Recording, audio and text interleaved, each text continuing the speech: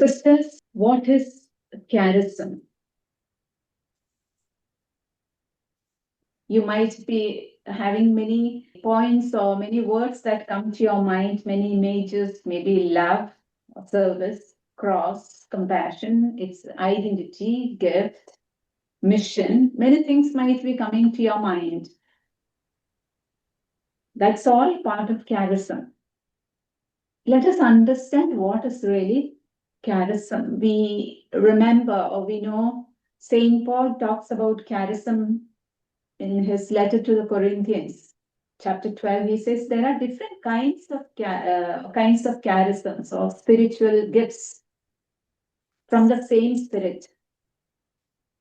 To each is given the manifestation of the Spirit for common good. So we understand charism, the purpose of it is for common good. And in the church and religious life, we understand charism.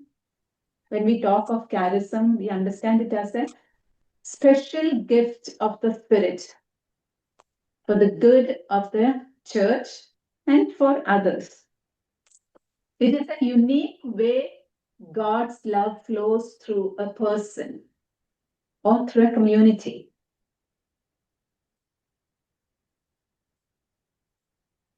But these gifts are not for personal gain. They are not intended for our own growth. It is intended to serve others. The charisms are different from gifts, personal gifts. When Paul talks about the charism is a special gift, he talks about a supernatural gift. It's not just ordinary gift that we have, our talents. We call even our talents, person is very gifted. She's able to sing, dance, or she's able to do something. So we say she is gifted. But here we are talking about the gift, something which is supernatural. It's a gift of the Spirit. And the personal gifts, when we know the talents, it is mainly for the person's growth, person's benefit. It surely will benefit others, but primarily for the benefit of the person. Whereas charism is for a mission. Charism is for a purpose given to serve others to build the body of Christ. Each religious institute has a specific charisms inspired by their founder, which guides their unique mission, ministry, and decisions. So we are aware of that. Every institute, every congregation has their own charisms. And this charism is given, it guides their mission. And every decision that they make, it guides them. Charism acts as a guiding force for religious community. It's like a force within the institute. It is the heart that pumps energy and life into the rest of the body. So it is like a guiding force for a religious community. It gives each community a distinctive flavor or culture. The special flavor which is given to a particular institute comes from its charism or a culture. Every congregation which we know may be religious communities, religious congregations, life in general would be similar or same, but there are specifications, there are differences, there are emphases that are different from institute to institute, from congregation to congregation. So that comes from the charism of that particular congregation. We can say it is the founding inspiration. The founding inspiration of a congregation is called its charism. It is a spiritual DNA. We know that today we hear many times when to test the parenthood of somebody or various other needs, there are DNA tests is done to ensure that the child or the person belongs to that particular father, or if there are somebody who is responsible for some acts, to DNA test to ensure. So it will have the same elements in each other.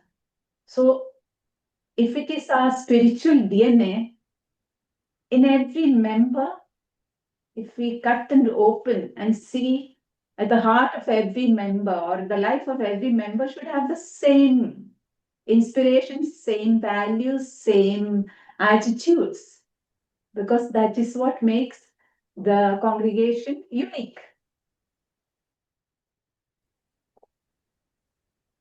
And the charism reminds us that holiness is not one size fits for all. Holiness is not general for everybody. Each of us is called to radiate God's love in a distinctive way. Because of our particular gifts, our particular talents, God has brought us to a particular institute to live our gifts and talents to the full to serve the Lord. So we are called to a particular institute to grow into holiness, living that particular institute's charism. Yesterday, I'm sure you all must have watched yesterday in India, we had the founders of CTC being beatified. So for her motto was God alone that matters in her life. God alone suffice. Saint Teresa's spirituality. So God alone suffice. For her, contemplation and penance was very important. And then she spent a lot of her time, or her institute was to empower people. That was the action, the prayer in action was that. The practical contemplation and then practical action. So now we go to see, we saw in general what charism is. So now we go to see why charism is important. Why should we have charisms? Is it important for a congregation? Every congregation, is it need to have a charism? And how does it help the individuals having a charism? How does that help? Why is it for us important? So we see first for the congregation. Why charism is important is that for a congregation, first of all, it defines who we are, who they are. So when we hear the charism of the Daughters of the Cross, it will tell us what kind of a person we are, persons we are supposed to, what kind of religious we are supposed to be. What is our goal? What is our purpose? It will define us. When you define a thing, we know it explains, you come to know what it is. So charism, when through charism, when we explain the charism, we come to know who Daughters of the Cross are meant to be. It is our heart and soul, really. Heart and soul is at the center of our life. So charism is our heart and soul.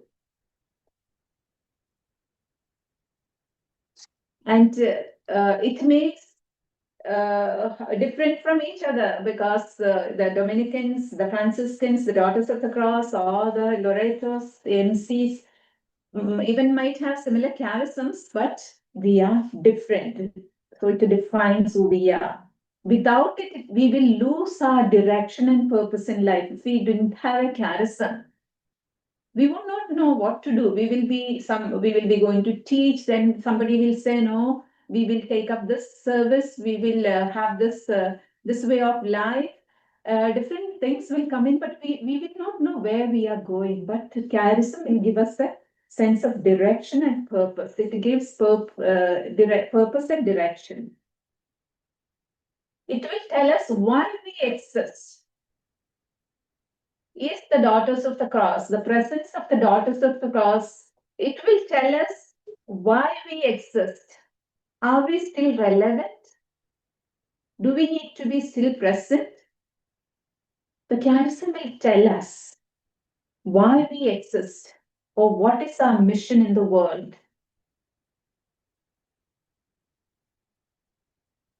The charism helps the community to know what kind of service it is called for.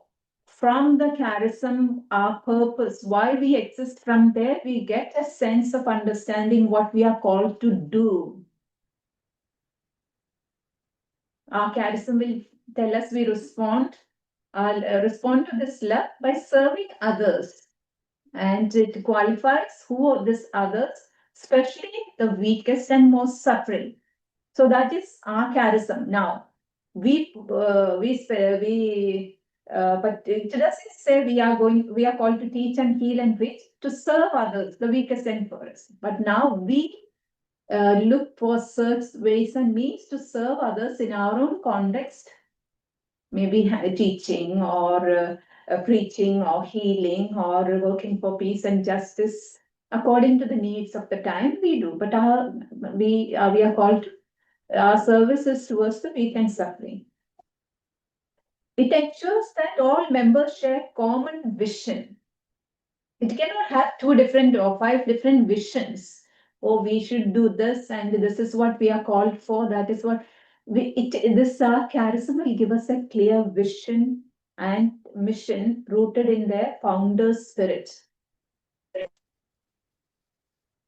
They don't serve just to meet their needs. We go to schools, so we establish schools, we run schools, not just to meet our material needs. Surely that also helps us, but that's not our purpose. Our purpose is not to meet our needs alone. The prime reason is to serve Christ, not to reveal the love of the crucified and risen Christ through our acts of service, of teaching, or healing, whatever apostolate we do. Through that is the prime purpose, to reveal the love of Christ crucified and risen. But the byproduct, maybe it will help us to live, that maybe, but that's not it. It guides our ministries. So always to keep in mind, why am I here? Who am I? A teacher in your school, a nurse in your hospital, they are there primarily, surely service is there, but primarily to meet their needs. So our difference is that our primary purpose is not to meet our needs, but to serve Christ in his people. Charism keeps alive the founder's inspiration and spirit. The founders may have lived many years ago, but it keeps the founder's spirit alive. The charism connects today's members with the founding story. We are connected with the founding story of our Blessed Mary Therese, keeping alive the fame of that original call and ensuring it remains relevant in new times and cultures. It connects every daughter of the cross today with Mary Therese's faith, courage, and compassion, ensuring that her mission continues in new times and cultures. We do not exactly follow what she did in their way of dressing, their way of eating, their way of living at that time. That is not what we follow, but we follow her spirit, her values, her courage, her compassion, her spirit, a daring spirit, her union with the Lord, her love for people. Charism is important because it witnesses to the diversity of the spirit in the church. Each congregation's charism reflects a facet and a particular aspect of God's love and creativity. If you look around and see the other congregations, you see our charism is centered on the cross, the Paschal mystery, the passion, death, and resurrection of Christ.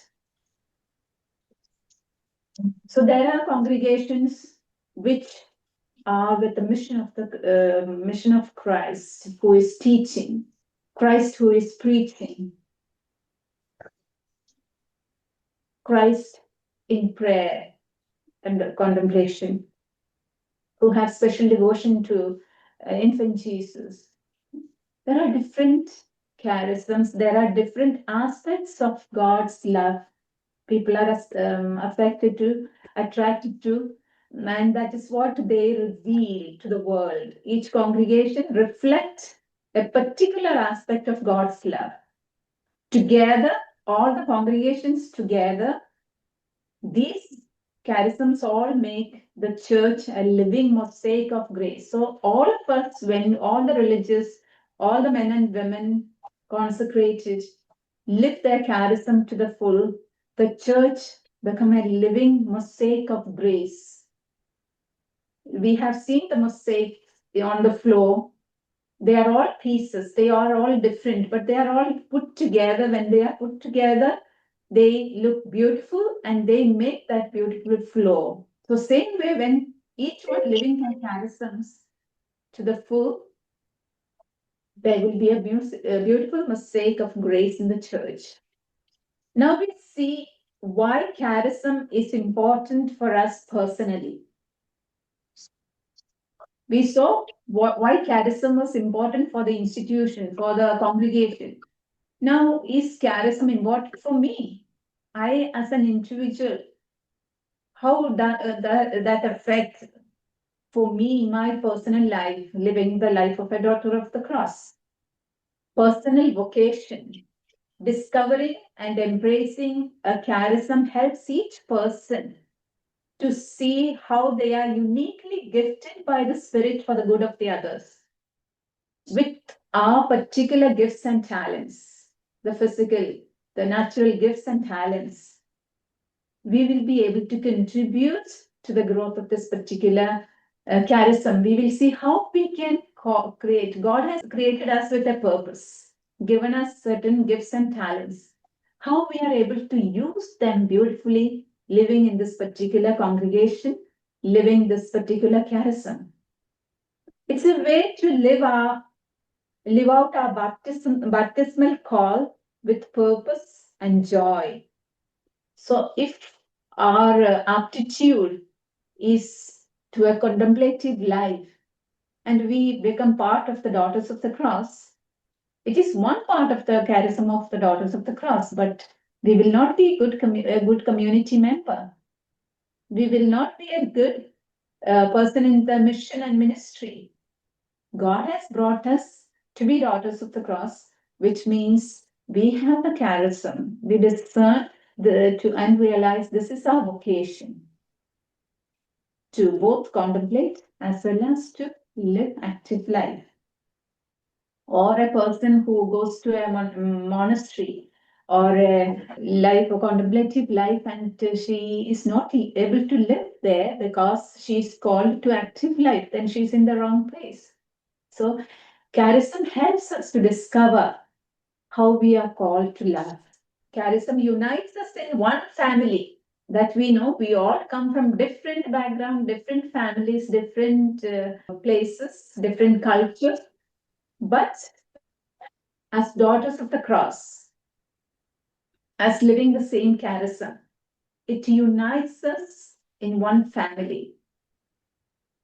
Otherwise, we were known as the daughter of that particular parents. Our natural family is, we belong to that family. Now, when we ask we are asked of our identity, we say that we are daughters of the cross.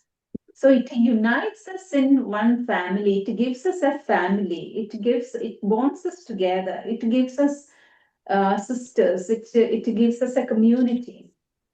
It brings a sense of belonging. When we live our particular charism as members of a congregation, we find belonging in a spiritual family that helps us grow in faith and service. Sharing this charism makes us part of something bigger. We are all part of something bigger. We, each one of us sisters, must be doing our responsibility in our assigned community.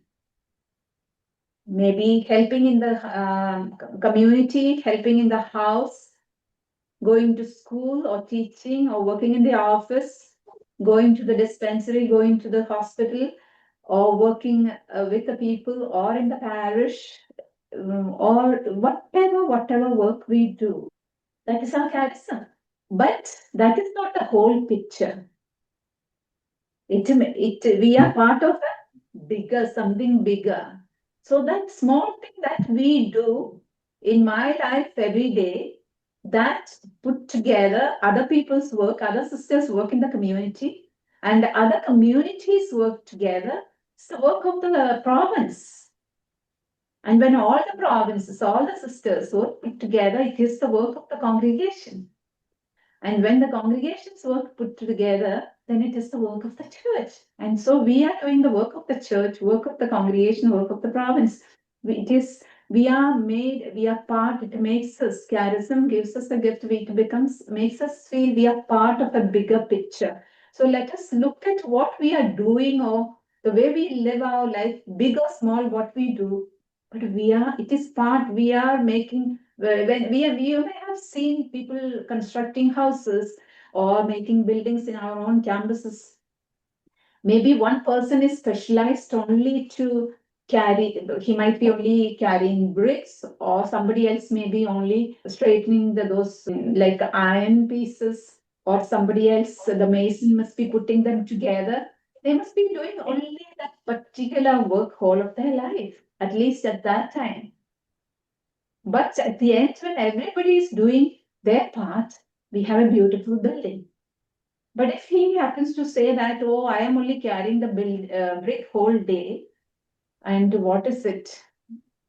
Then we won't have the building. So everybody's work, we are made for a bigger picture. Whatever we do, it's part of a bigger picture.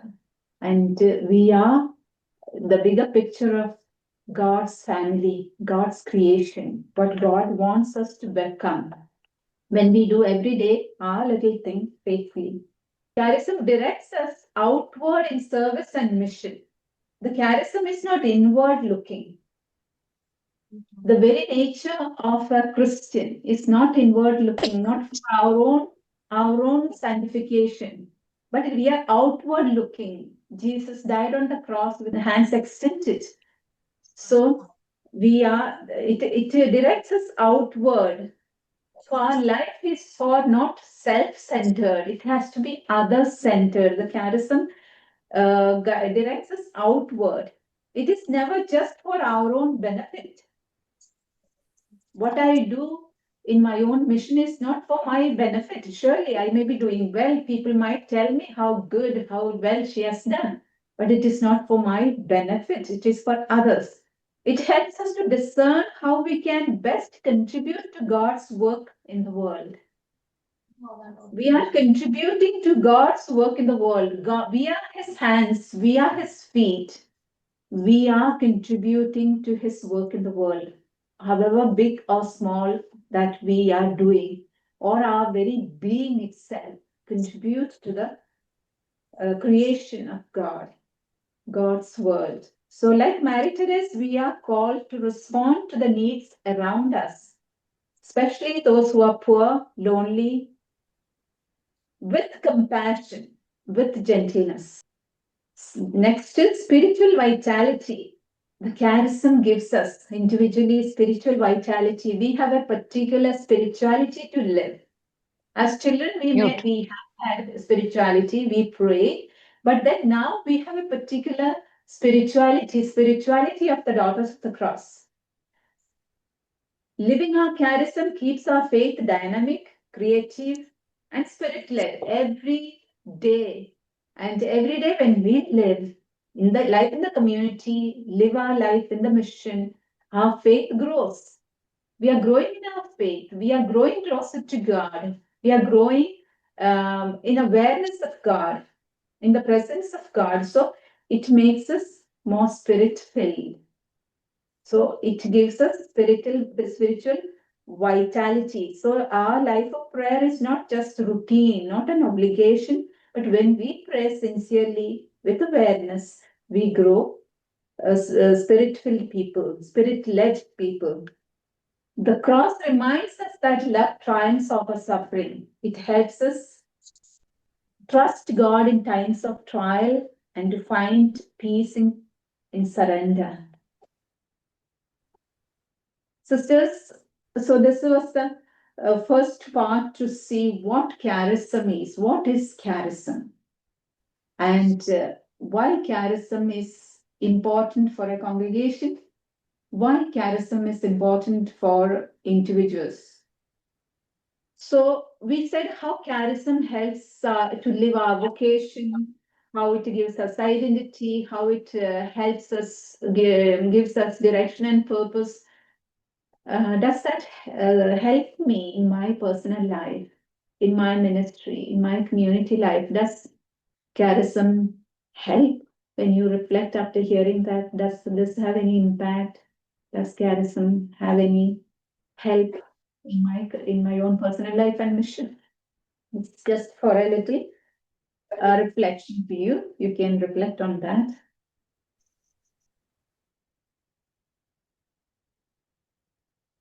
The charism of the daughters of the cross.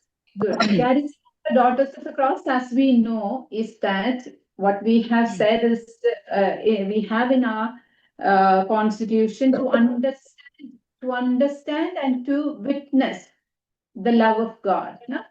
So the charism is not just to understand. Our call is not to understand the love, but it is to live and make known the love of God revealed in the mystery of the cross of Christ, which is the passion, death, and resurrection, by serving others, especially the weakest and suffering. We know that is our charism, the charism of the daughters of the cross. So the specific charism is to live, and what we said, to live and proclaim, no? To live and make known the mystery of cross, especially the most vulnerable, the suffering members of the society. So our mission is to understand and to spread, to understand. First, we need to understand what is this mystery of the cross. What is this death and resurrection? What is this passion, death, and resurrection means? And we need to experience that love, that is the love, the maximum, the climax of God's love that is shown is there. Surely in his incarnation, when God decided, when he planned to send Jesus to the world to save us, that was a great decision, his great love in person of Jesus. After that, his life, and more than that, the maximum, the climax we see in the passion, death, and resurrection. If Jesus had not, but if it was not happened, he would not have had such a mystery. No? It would have been like anybody else, anyone else. So that very central aspect of Christianity, that is what we are called to experience. The experience that how we will experience this part of our spirituality, which will come next week. But we are called to experience that, then to live that love that is shared on the cross and in our own personal life, in our own community, and then to make known, to proclaim, to witness that love to others. And by serving Christ, like we see in Mother Teresa, in Calcutta and all that, we see Christ. We are bathing Christ's body. You are bathing Christ here. You're washing Christ. So seeing Christ in every human person, in every situation, it is Christ. By serving Christ, by serving others, especially in the weakest and the poorest, okay? The weakest and the suffering. Rooted in the spirituality of the cross and resurrection. The Paschal mystery is not complete unless the aspect of resurrection comes. Otherwise, the suffering charism is only of it would be it's sad and Jesus dies there. But resurrection is that which gives meaning to the suffering and the cross. No, it completes. That hope is there. In the suffering, there is hope. It calls us to reveal God's love through compassion. The main aspect of our the characteristics, features are compassion, which we see, passion, suffering with compassion. We suffer with the ones who are suffering. We are called to suffer with those who suffer, and we are called to give ourselves, self-giving. Jesus' self-giving was complete even to the point of death. And hope. It doesn't stop there, but the hope, the resurrection. So the cross is a powerful symbol of hope in the suffering world. And today, so why our charism will not be relevant at any part of the time in the history, because there will always be suffering, there will be always difficulties, trials in life. But we are people who are with them to suffer, but bringing them the hope, bringing them the joy. Suffering is not the end. Suffering has meaning. Suffering is to transform us. So that is what our role is. By living this charism, daughters of the cross show that love can redeem pain. We show that love can redeem pain. Pain is there in suffering. But when there is love, it can redeem pain. We know a mother, when she is at birth time, the pain of giving birth to a baby, the pain is there, the suffering is there. But the love that she has for the child, it redeems the pain. No, it redeems. If there is love, the pain will not be a pain. Okay, I remember a story when a young boy, a small boy, was carrying his sick brother on the back. A grown-up person asked, "Is he not heavy? Are you not tired carrying him?" He said, "No, he's not heavy. He's my brother." So when there is love in service, when love in sacrifice, it is not pain. And that faith can bring light even in darkness. When we have that faith in the suffering, God is the one who controls our life. God is the one who can see the past, present, and the future, who knows why the suffering. So it gives us to see light, meaning, even in the darkness.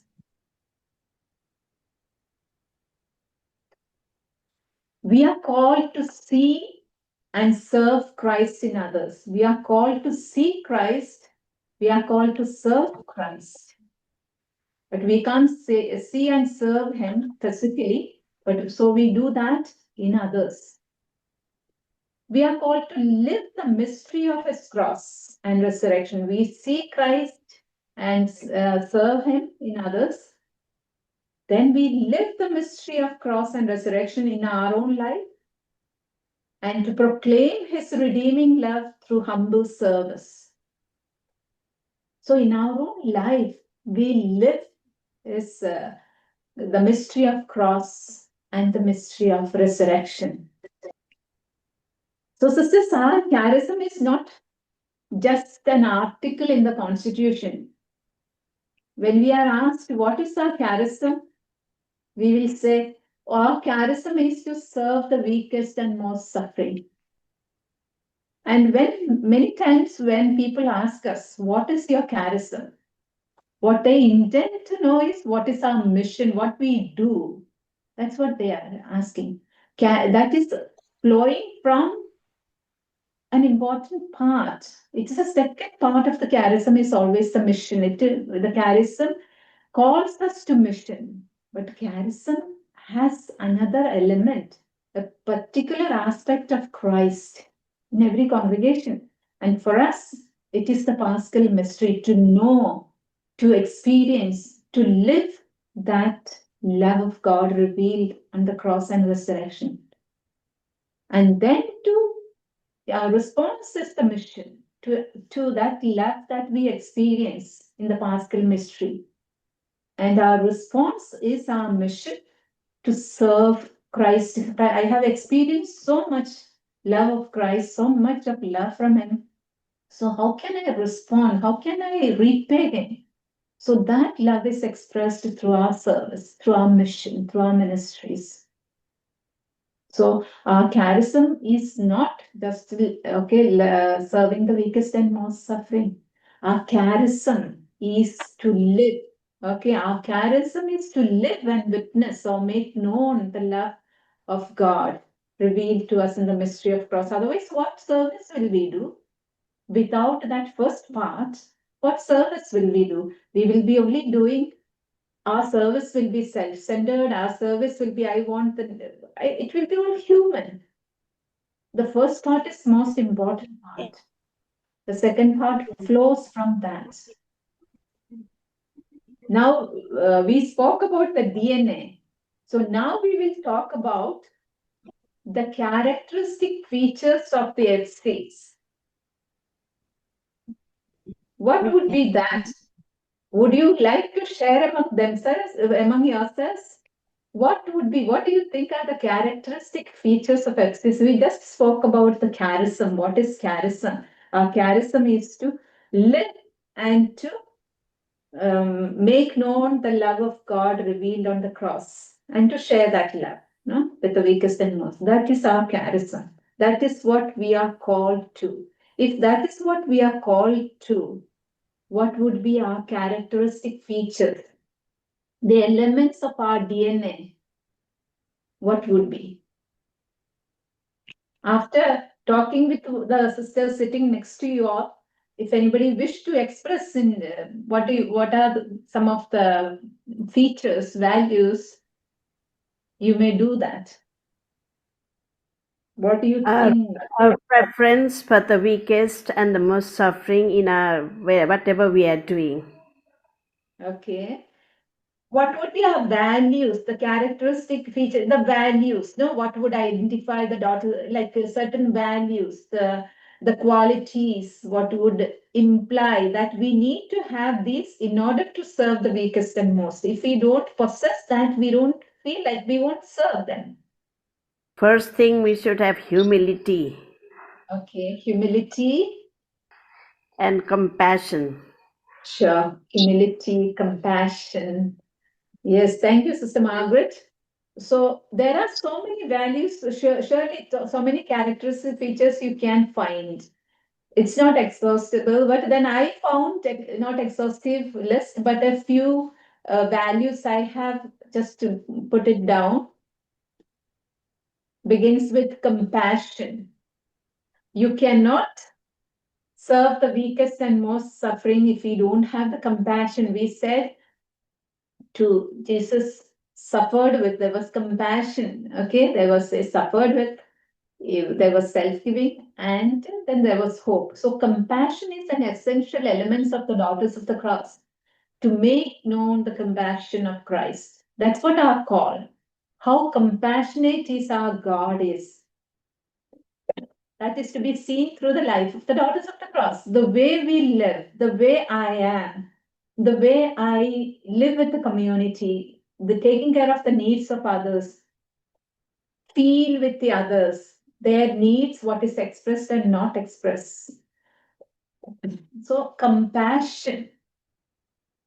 Compassion is more than just having that love, no? Compassionate love. Compassion also involves mercy. So compassion is one of the important qualities of every daughter of the cross. Another one is love. Love is another aspect of compassion. Forgiveness.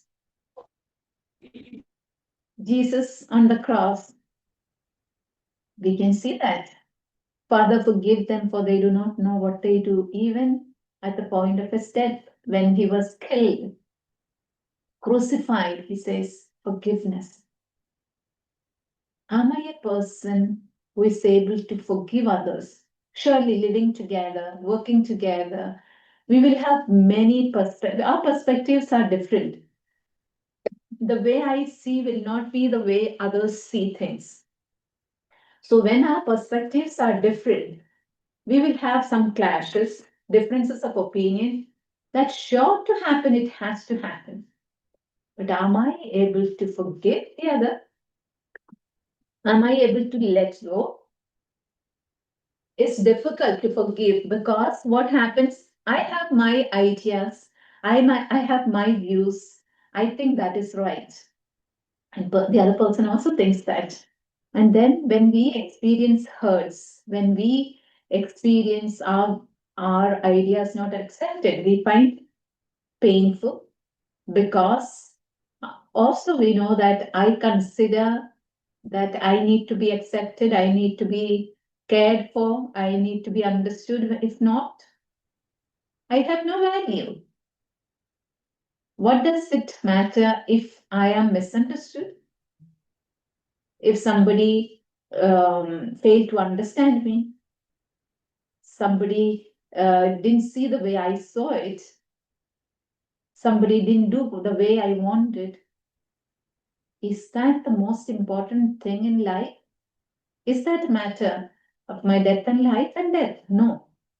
Will it affect my religious commitment if I forgive? If this happened? So, sisters, forgiveness is a very, very important aspect in our life.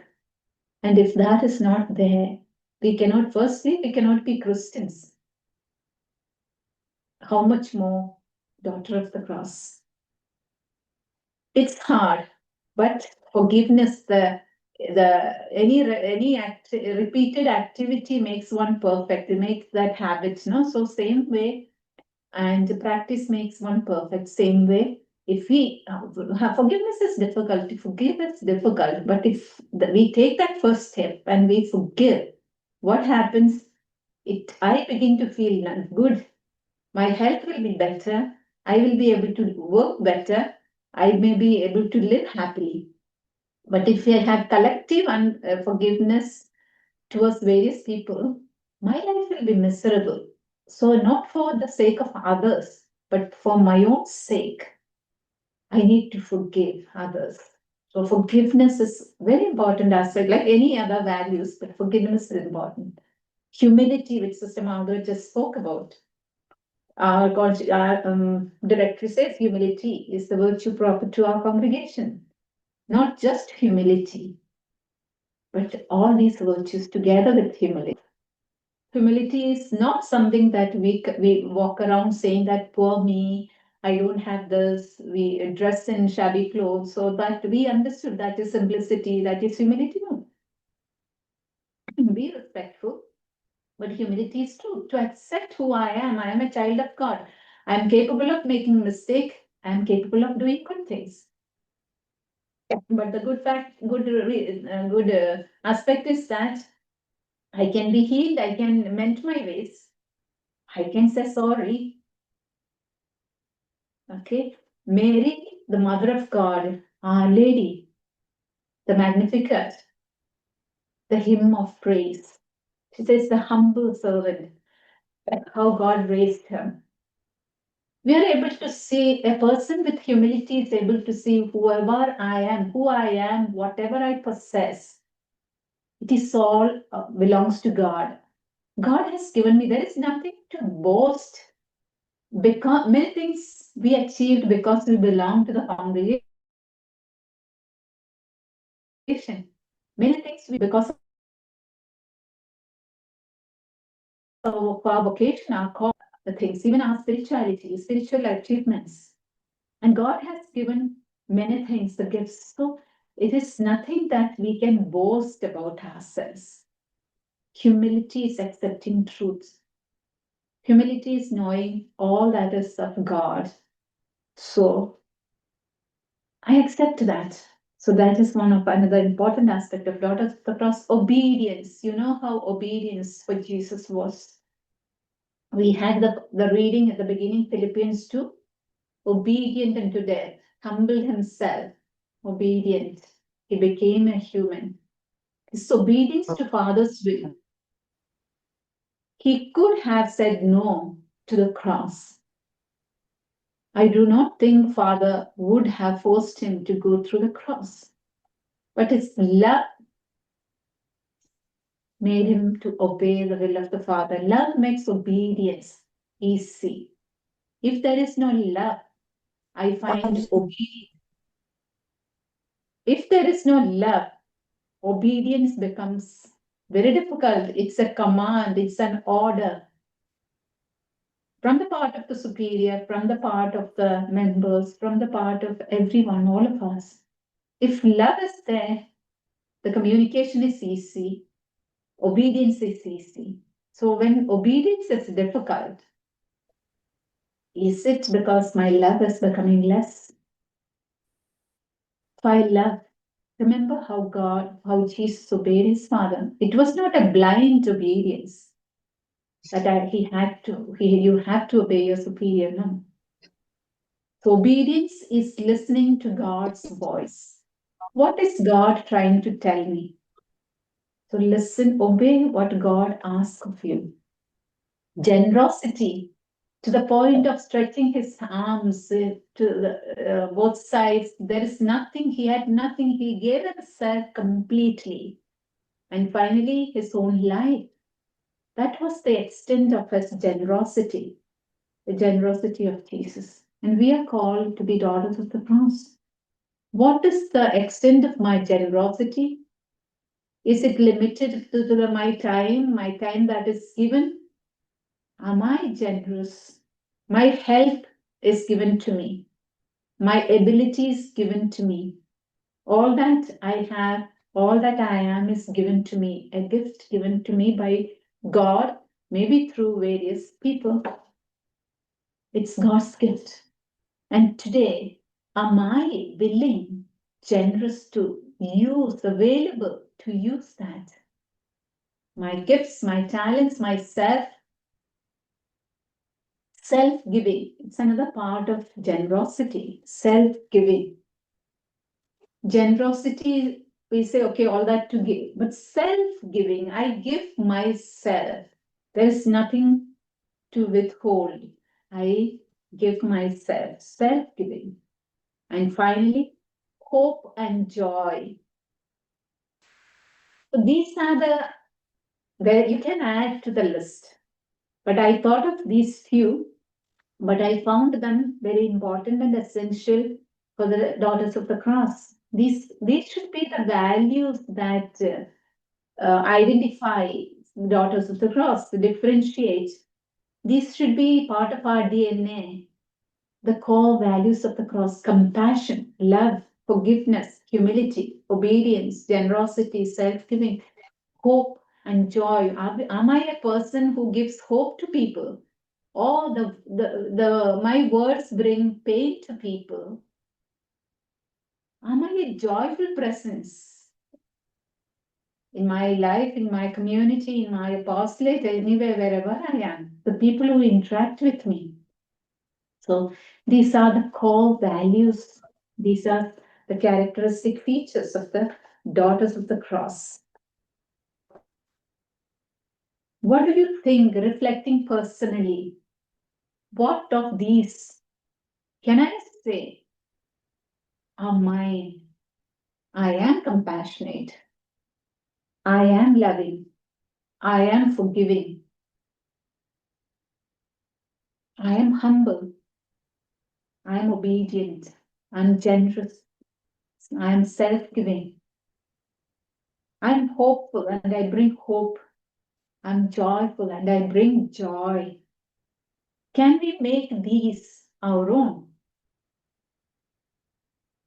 Or what do we need to do to make it our own? How can we grow in this? If these are not ours, if I cannot make these my own, I cannot be a daughter of the cross. I cannot be a Christian. These are not really specific to the daughters of the cross, but it is very, very important for us. Though for every Christian, but for us, it's very, very important. How can I grow?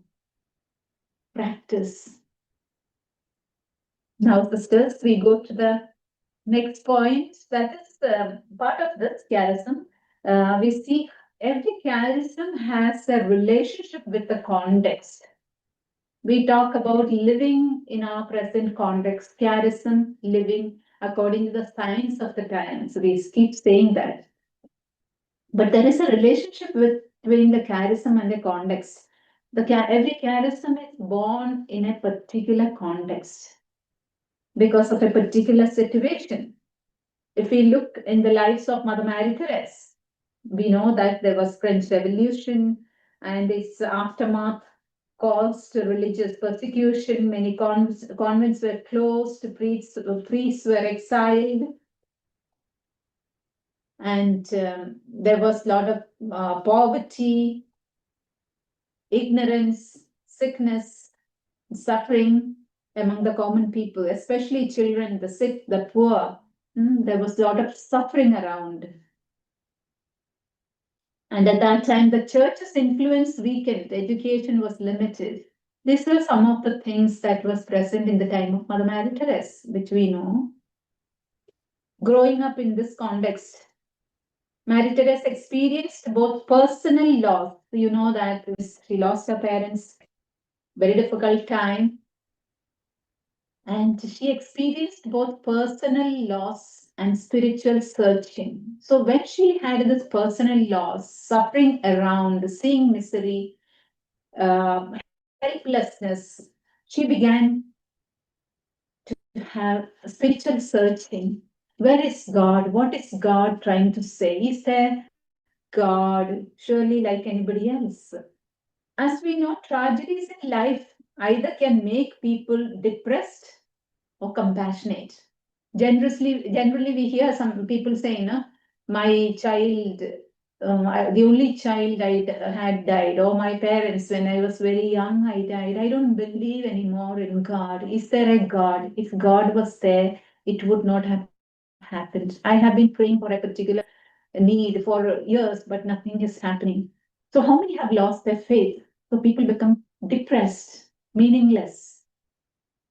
Or there are also people suffering make them compassionate.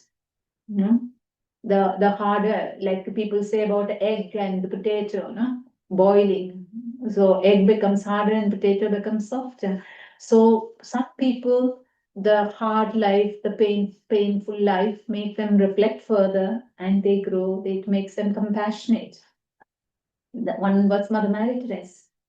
These hardships awakened in her a deep compassion for those who suffered and a strong faith in God's providence. And after losing everything, she had strong faith in God still. And it evoked in her deep compassion for the suffering. What can I do for them? God is asking me to be His presence to this people today. How can I be present to this suffering? So we can say her context shaped her spiritual response. Her suffering, painful, that is what shaped her response. Seeing suffering in the light of the cross, she began to look at the cross and find meaning for the suffering in her personal life and the suffering around. Can we look at the cross and find meaning for the sufferings around us, all the difficulties that we face? Can we find meaning? Can we find a spiritual response?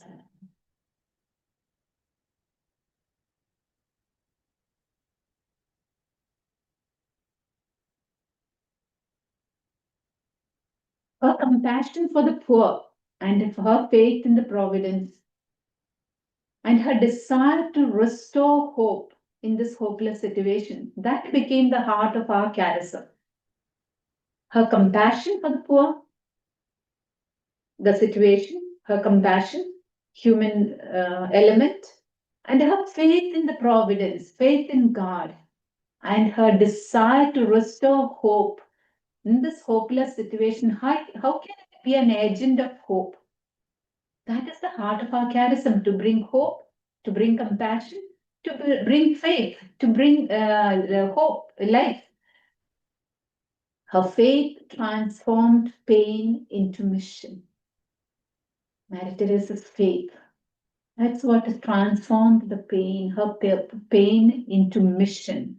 Mission, responding, caring for the children, caring for the people in prison, caring for the people in the war field, caring for the people around, caring for the people where nobody never ventured to reach. So that was her love, her faith. For her and for her daughters, the cross is both a source, it's a source and a model of all love. Model of love. Cross is not a sign of suffering, but a model of love. She invites us to contemplate the love of Christ crucified, contemplate the love of Christ crucified, live that love in the community, and serve others with humility, simplicity, and joy. So, contemplate, live, and then serve. So, we only go to serve without contemplating, without living. What effect will that have in our life, in our mission? Our mission will not have any effect. We are serving others, we are working in our various missions, but we have not lived that in our own experience, in our own personal life, the values of the cross. We have not spent time contemplating Jesus and getting the strength and energy. So, without the first and the second, if we go to the third, without contemplating, without living, service will be futile. Mary Teresa's charism was born from her life context. Her faith transformed pain and instability of her era into mission, healing, hope. Let us look at her life situation. Suffering and loss. Mary Teresa's life, there was a lot of suffering, loss. How did she respond? Cross as a hope and redemption. She did not sit and cry and felt depressed, but she said, this can bring hope. And she began to be an instrument, an agent to bring hope in that situation. She was an agent of redemption. Poverty and ignorance. She began education. The poor girls, remember the fee paying school she gave up? Took the education of the poor girls, serving the sick, reaching out to the poor, the family, the people who are confined to family. Collapse of faith. There was a situation, there was no faith. People didn't believe in God. So she formed a community of dedication and trust. She and her sister. Then there were two more sisters, two more friends joined.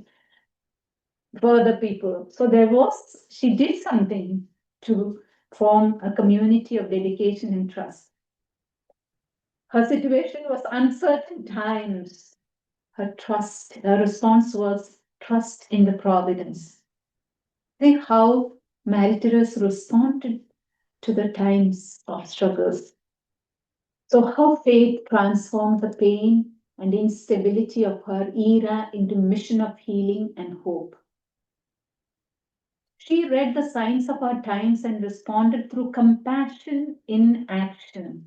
We can contemplate, we can feel, we can pray for the people. The compassion I feel with the suffering, but that compassion has to be in our actions. What can I do?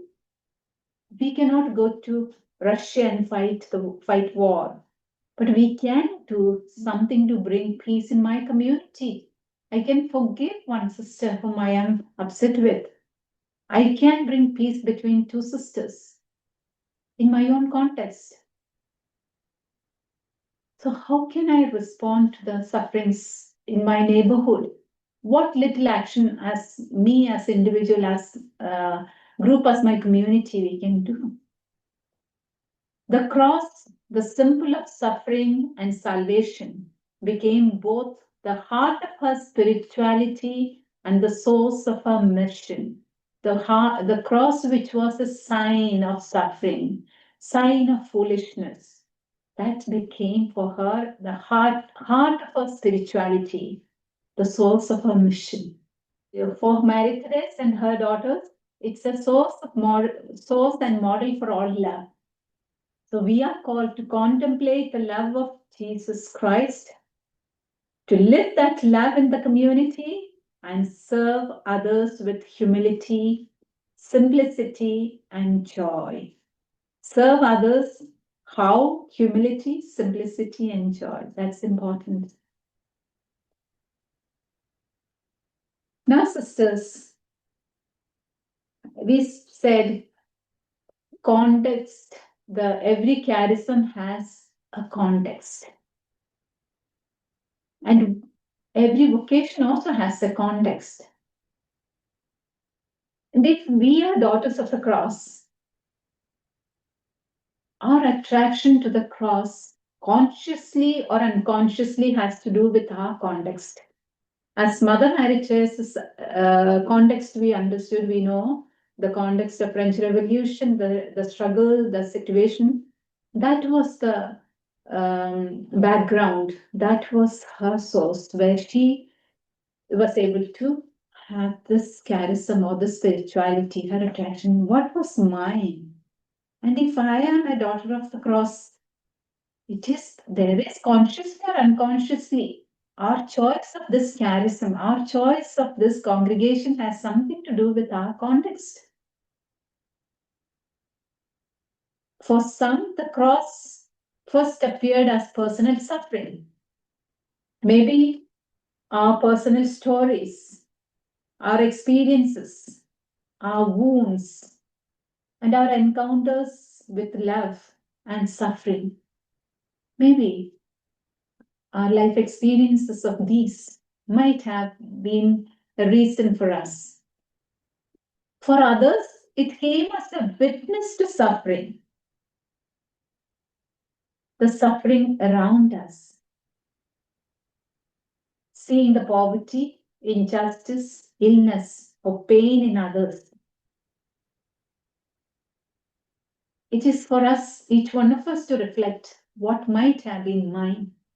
The suffering that I experienced personally, or the suffering that I saw around me.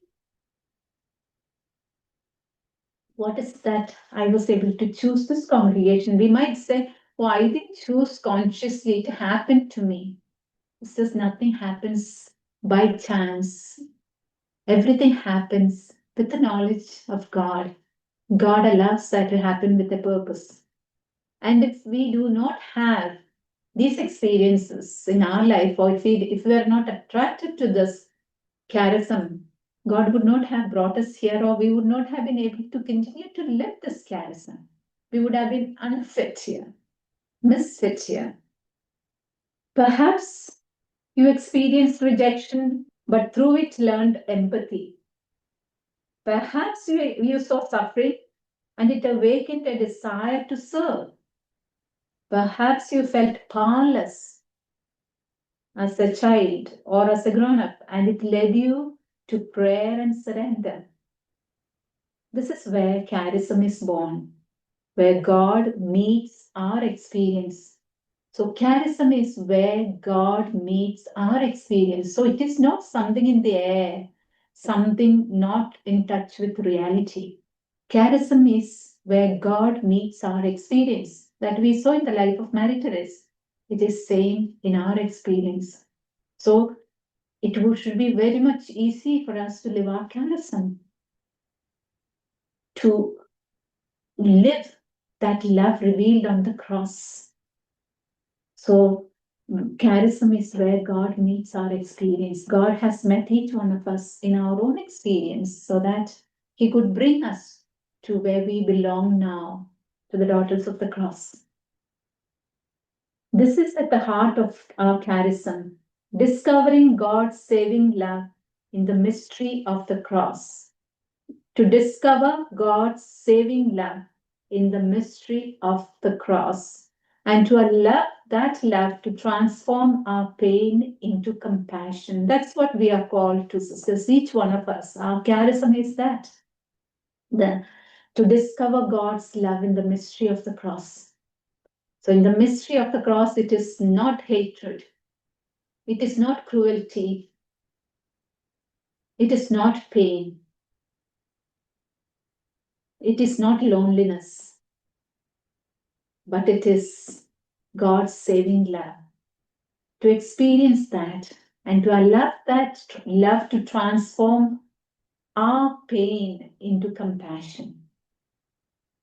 Let us ask ourselves, sisters, am I aware of my context, or why and how I am part of this congregation? How has my story of pain, struggle, or compassion shaped my attraction to the cross? Where have I encountered God's love? In my own suffering or in the suffering of others? So, sisters, we can continue reflecting on this during the week and the days to come. And this is good if you reflect and see why I am here. It's not by accident, but God has brought this. It's charism meets my experience. God meets, charism is where God meets my own experience.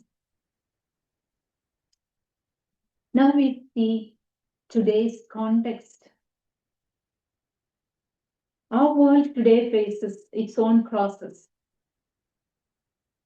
Some of the crosses, these are not everything complete, but some of the crosses, what we are aware or we know, is spiritual emptiness and loss of meaning in a fast-paced, digital, and often materialistic world. And if we are not careful in our own lives, not in the world outside, in our own life, in our own community, spiritual emptiness in my own heart, spiritual emptiness and loss of meaning in a digital and most materialistic world.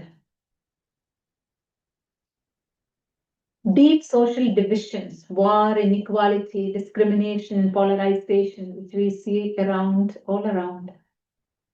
Environmental and economic crisis causing anxiety and displacement. You're aware a lot of displacement happens, environmental degradation. Loneliness with all the digitals, all the equipments we have, all the communication facilities we have, we still feel lonely. We hear our children, young, the people, youth, the adults feeling lonely. There is an emptiness, a lot of mental health struggles, issues, losing hope, committing suicides, mental health issues, declining faith and trust in religious institutions. Why should I practice religious practices, sacraments, mass? Even among religious, we begin to question and ask. It becomes a routine to me finally. It doesn't give, I don't believe it anymore. What is our charism in this context today? We had the context of Mary Therese. We know how she responded. How is God calling me, us, today to respond to our context? Mary Therese saw the cross both as suffering and redemption, pain and love, loss and new life. As daughters of the cross, we are called, like Mary Therese, to read the signs of the times and let the cross speak to today's world.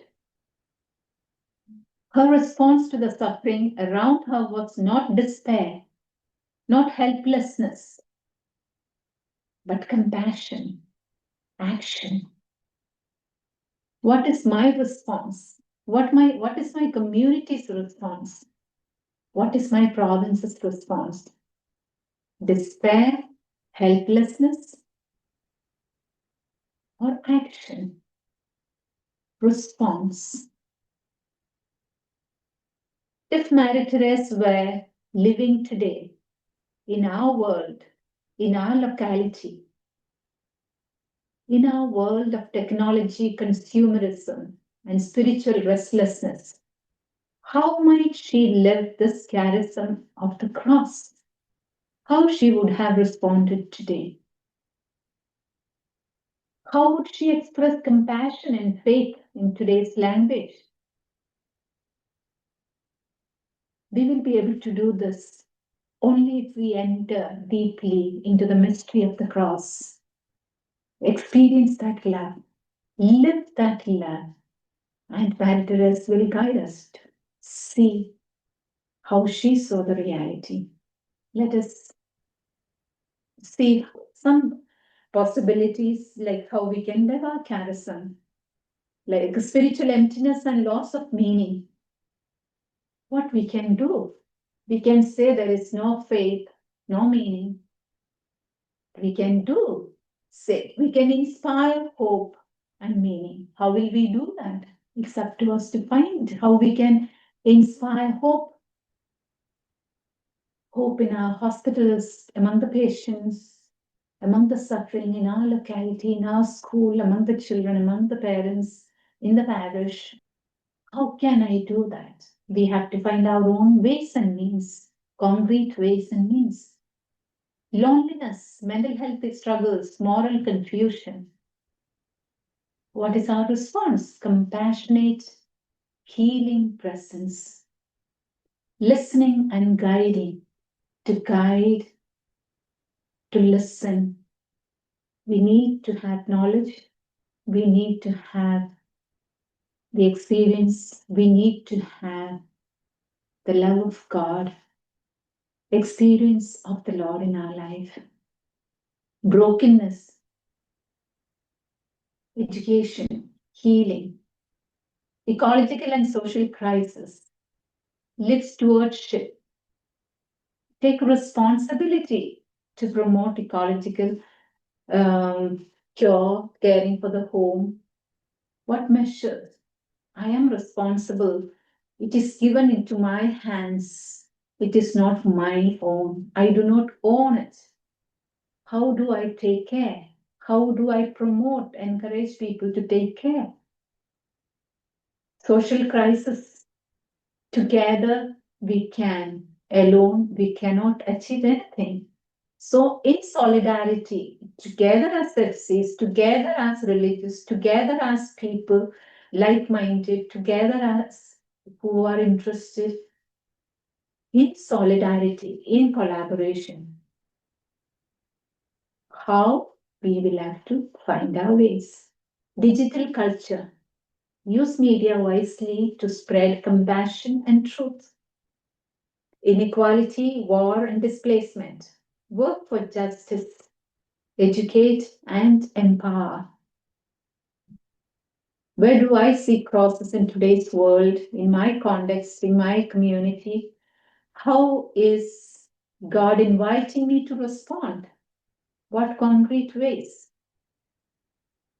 What is the suffering or cross that stirs my own compassion today? How am I, or how are we as a community called to respond to the cross or suffering in the context as daughters of the cross? Suggest concrete responses.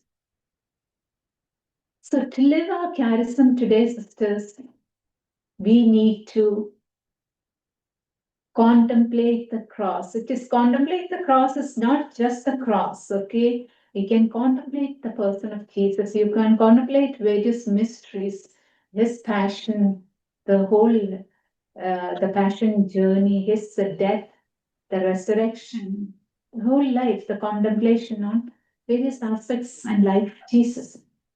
Cross not only as a symbol of suffering, but as a sign of love that heals, reconciles, and transforms pain into life. We can contemplate on various concrete or practical the sufferings around us, what is happening. We can take various suffering and meditate. We can contemplate. We can ask God to touch our hearts, involve into that, and to move us into action. The contemplation of the cross in reality. We are called our charism to live. We need to be present where others suffer, not to run away from suffering, not to close our eyes to our suffering till it touches me, but be present where others suffer. As Mary Therese was in her time, in our schools, hospitals, families, streets, online spaces where people need compassion. Educate the heart as much as the mind. We spend a lot of time and energy, ways and means to educate the mind because we are evaluated, examined. Students are examined only on that, how much knowledge is gained. But how much effort as daughters of the cross we make? How much time and energy, ways and means we find to educate the mind, forming the heart, forming the young people to be whole. Otherwise, it will be out of shape, the big grown head and then the weak body. Naturally, they will fall. They cannot carry. It is not a whole growth, no? Forming the young people to be whole, loving, kind, other-centered, and faith-filled. When they come to us, they need to find this difference. Trust in divine providence. In this hopeless situation, in this suffering, God is still there. There is the love of God present. That hope, trust, even in uncertainty, showing the world that hope is stronger than despair. The people around us may be crying, saying they are in despair, but we should be able to show them the hope. But first, we need to live that in our own life. Only then we can only give what we have. Witness to the living God in secular age by our actions. We know in our country it is difficult today, many things because of the government and its ways, but by our relationships, inclusiveness, we can bring people together. We can share our values, live simply and serve humbly, radiating joy. Simple living and serve humbly and radiate joy, letting the cross shine through our daily life. These are the values of the cross: simplicity, service, humility. So we have our Article 5 says, daughters of the cross never separates love of God from the love of neighbor. What does making the compassionate love of Christ known look like in our classroom, in our hospital, in our villages, or in our parish today? How can our communities be places of healing and tenderness for sisters who are tired, aging, vulnerable, or struggling? When others meet me, do they encounter the gentle strength of the cross, mercy, forgiveness, and hope? While reading the Lexicte, the Apostolic Exhortation of Pope Leo, I felt while doing this session, preparing for this, I felt a lot of similarity. It speaks so much to us, daughters of the cross and our charism. It reminds us that Jesus' love is not distinct or abstract. It is a love that bends down, heals, and lifts up the poor and suffering. That's what our charism says. We are called to see and serve Christ in others, to live the mystery of the cross and resurrection, and to proclaim his redeeming love through humble service. And this is the love that shaped the life of Mother Mary Therese, who saw Christ crucified in every wounded heart and broken body. Pope Leo calls us to discover the art of our charism, that love for Christ and love for the poor are one and the same reality. We cannot say that I love Christ, but I don't love the poor. The cross which we wear and contemplate daily is not merely a simple symbol of sacrifice. It is a sign of a love that stoops to serve. And if that is what the cross does, Jesus does, what we should be doing in our life. The Lexite challenges us to look again at the poor, not as recipients of our generosity. Oh, you come, we serve you, we give you. You live because of us. We are the benefactors, you are the beneficiaries. No. But they are bearers of God's presence, seeing God in them. We live our charism, we live our spirituality, we grow in holiness because of them. The sacred places where we meet the crucified and risen Lord is in the poor, is in our apostolate. Mother Mary Teresa said, love the cross, which is life. The cross we love is not a burden, sisters, but a mission of compassion, a daily yes to bring broken and shared for others. It calls us to simplicity of life. When cross, we really contemplate, we live that spirituality, experience that love revealed. We will surely be naturally drawn to live a simplicity of life, to a joy in service. It's not a burden, a duty. It's a joy in service, and to a faith that embraces both suffering and hope. The spirit of this the Lexite is invited to renew our charism by listening to the cry of the poor with a heart attuned to God's tenderness. Pope invites us to listen to the cry of the poor. How? With a heart attuned to God's tenderness. Living communion in our communities where charity begins and radiates outward. Living communion in our own communities. That is where the charity begins and moves out. Being women of hope who reveal through their gentleness and courage that God's love is stronger than every form of suffering. A few reflections for group and personal, so that will help you further for your community and personal reflections. Where do I see the cross in my life, in my community, or in the people I serve? How does my own story of pain and struggle of compassion shape my attraction to the cross? How can I live my charism today? It's my personal call. How does cross speak to me in my ministry? How can we be signs of hope and compassion in our communities? How can I make the love of the cross visible in a world that avoids suffering? Where is God inviting me to trust more deeply in His providence? As daughters of the cross, how can we, as community and as province, live our charism more fully in today's context? In our education, health care, pastoral care, digital presence, social justice, ecology, any other areas.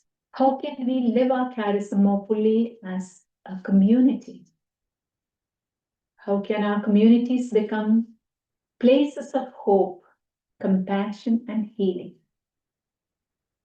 So there are more points for personal reflections as you see, because if I live my charism, if I live my life as a daughter of the cross, my vocation well, the community will be able to live, the province will be able to live.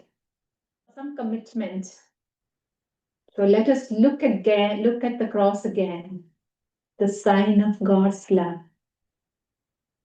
What is the concrete way I can make His compassionate love visible beginning today?